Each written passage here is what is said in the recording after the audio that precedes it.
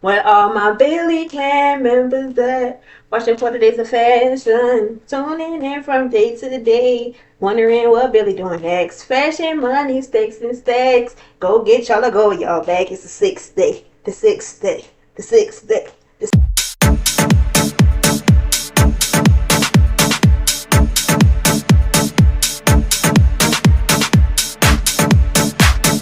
Oh my god, I knew y'all was gonna come back. I knew y'all was gonna come back because y'all are very interested. Y'all tuned in. Y'all saw what we did in the last 5 days, and y'all was like, let's see what she gonna do on the sixth day. Cause you know, the sixth day. Let's see what she gonna do. Before we get started, make sure y'all like, comment, share, and subscribe. Let's get into it. As much as I love the fashion industry, we have to talk about waste. So waste comes from two sources. It could be the first one, which is pre-consumer waste, or it could be the second one, which is post-consumer waste. Now let's break it down. Let's break down the differences. So pre-consumer waste comes from the manufacturer level. So that comes from people making the fabrics, making the clothes we wear that we end up purchasing from retail stores or online somewhere. And that comes with like dyeing, fabric, threads, so on and so forth. Things like that. Dye water. And the other one, which is post-consumer waste, is when we receive the items, we wear it X amount of times, and then it starts to wear down, and we'd be like, you know what, we don't really want this anymore, and we discard it. So that would be post-consumer waste. Waste is a huge issue in the textile industry, in the fashion industry as a whole, because it causes excess buildup in landfills. And as a high carbon emitting industry as is, we do not need to keep putting our clothes that we do not want into the landfill. We need to keep it in a circular economy. By doing that, one way we could start off at the pattern making level. So there's two ways to make patterns. You could do the CAD, which is where there's a computer aid design. You put into the computer, you make your design depending on what type of garment you want to make. It will create a layout for you to scan over the layers of fabric. And there's also the paper. Here are my paper patterns. They're not as durable and changeable as the CAD ones. And if we want to make a new one, then we'll just use some more paper to make a new one for different sizes, which is also creating more waste. We barely need to manufacture the sizes from the original one. So that will cause waste, because then those fabrics, those pieces of paper will end up going in the trash.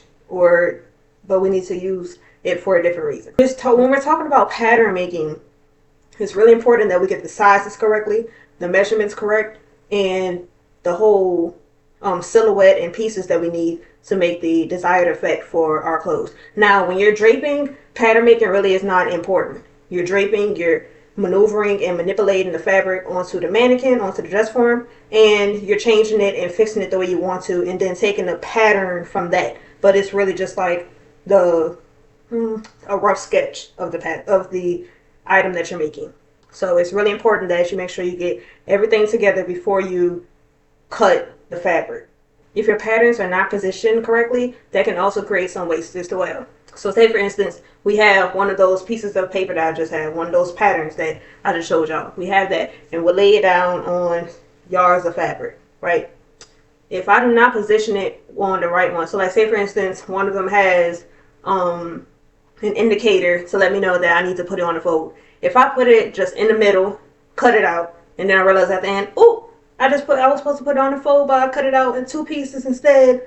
That's waste. And it's not only wasting time, it's also wasting fabric. So now I have to use what I have left and try to do something with it to make it on the fold. So it's a real big issue.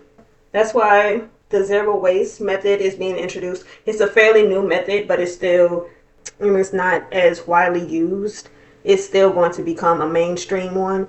And I will personally start using it once I start making patterns from scratch for real. I will try to, as much as I could, implement the zero waste method, which like I mentioned before, it just reduces waste significantly. Every piece of that fabric gets used in some way. Even as a design, you could fold it up, pleat it somehow, and put it as a design onto your garment without wasting any of the fabric. So say for instance you have 5 yards of fabric and you're trying to make a dress, okay? That zero waste method, depending on how you position your patterns, you will be able to use the max use of your fabric. It all has to do with waste, and even before you get to the consumer, we need to make sure that we're reducing it as much as possible. I know it's difficult as people who just want to just use what we have and just not change anything that we're doing right now. It's easy to get stuck in our ways, so to speak. But for this case, but for the sake of the environment and our health, ultimately, we need to make sure that we're reducing as much waste as possible. We need to use every single piece of fabric that we get, and that's money. Every little piece that we throw away that does not get used, that's money. Whether it's a few cents to a few dollars. And let's just say, for instance, when cutting out the fabric, we made a mistake. Okay, we wasted fabric, and we wasted this fabric because it's not needed. The fabric pieces are not needed. So what we'll end up having to do is buy more. And we need to hope that we don't make the same mistake again, because there's going to be even more waste.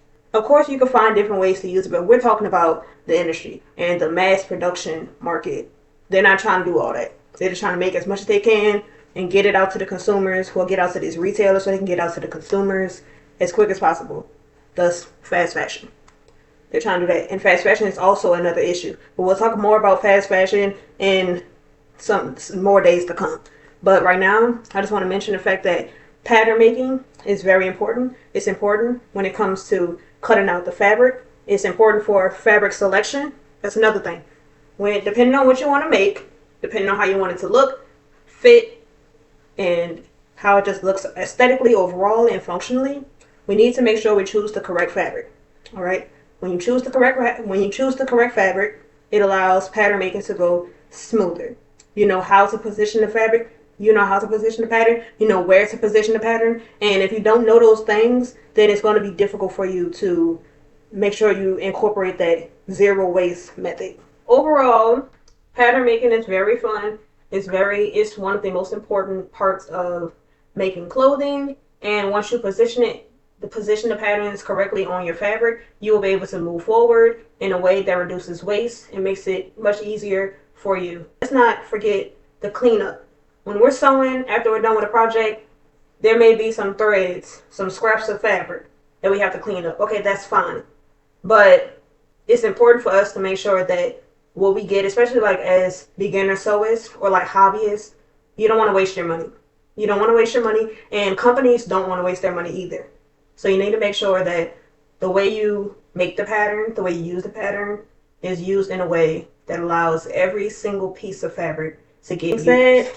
I hope y'all found this video to be very informative, and I hope y'all end up using this in the near future, if you like to sew and everything. And if y'all like this video, make sure y'all like, comment, share, and subscribe. And I will see y'all tomorrow for day 7 of 40 days of fashion.